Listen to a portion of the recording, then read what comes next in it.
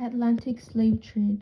During the Atlantic slave trade, more than 12 million African Americans were enslaved and trafficked across the Atlantic Ocean.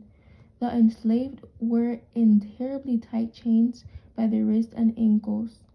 They could hardly move, but that was the purpose, so that they'd be restrained from running, swimming, or anything that involved escaping.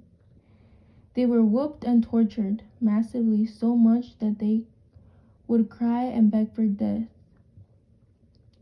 African Americans had their teeth taken out very cruelty, so that the people could just shove the food in without struggling because the enslaved needed to be strong for them to be sold.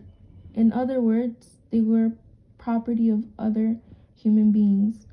Kingdom Luango was responsible of all slave trades from West Africa to North and South America to the Caribbean.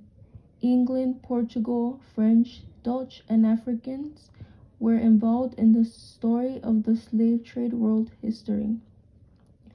By 1700s, slave trade was the main business going on. The Royal Company was importing at most 5,000 slaves every day, with a capacity of 650 slaves. A large percentage of the captive women were abused and raped. Even though in early 1800s, where most countries banned slave trade, it still continued illegally.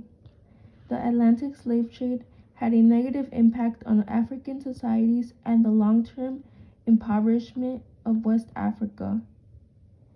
The trade existed for over 300 years and involved more than 45,000 voyages.